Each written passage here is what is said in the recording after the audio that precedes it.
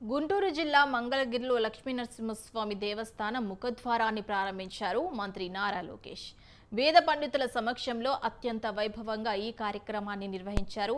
దక్షిణ భారతదేశంలోనే అత్యంత పురాతనమైన ఈ లక్ష్మీనరసింహస్వామి దేవస్థానానికి రాష్ట్ర వ్యాప్తంగానే కాకుండా దేశవ్యాప్తంగా భక్తులు విచ్చేస్తూ ఉంటారు. ప్రభుత్వం అధికారంలోకి వచ్చిన తర్వాత మంగళగిరి దేవస్థానానికి అత్యంత ప్రాధాన్యతను ఇచ్చి ఆలయ అభివృద్ధికి సహకరిస్తుందన్న నేపథ్యంలో ఓ దాత నిర్మించిన ఆలయ ముఖద్వారాన్ని లోకేష్ ప్రారంభించారు.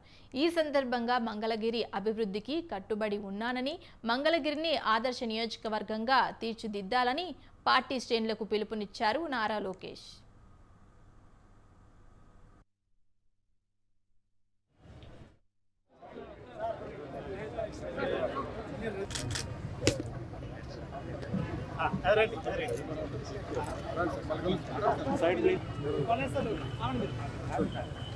గజమాలు ఎక్కడ వేయించుకోవట్లా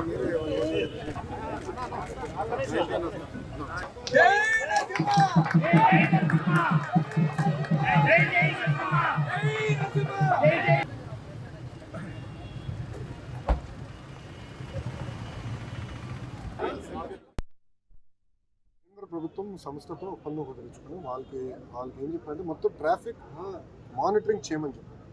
ఎక్కడ వెహికల్ మూవ్మెంట్ ఎలా ఉంది, ఎక్కడ బాటిల్ నెక్స్ ఏర్పడినాయి, ఎక్కడ మనం ఏం చేస్తే బాగుంటుంది. సో ట్రాఫిక్ మూవ్మెంట్ కొంచెం సాఫీగా జరగాలి మంగళగిరిలో అనేది మనకు లక్ష్యంగా పెట్టారు. దానికి కేంద్ర ప్రభుత్వ సంస్థతో ఒప్పందం కుదుర్చుకుని మున్సిపల్ కమిషనర్ గారు కూర్చుని అది ఎట్లా టేకప్ చేయాలో వీళ్ళు టేకప్.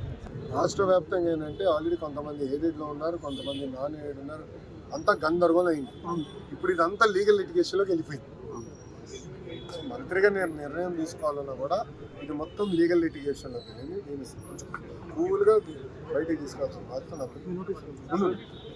నేనే పోరాడే కదా అప్పుడు అనంతపూర్కి వెళ్ళి ఏదైనా వ్యవస్థని మీరు ఇట్లా చేస్తాం కరెక్ట్ కాదు పోరాడే వ్యక్తి నేనే కదా. నా రైడ్ అన్న ఇప్పుడు కేంద్ర ప్రభుత్వం సంస్థతో ఒప్పందం కుదుర్చుకుని వాళ్ళకి ఏం చెప్పారంటే మొత్తం ట్రాఫిక్ మానిటరింగ్ చేయమని చెప్పారు.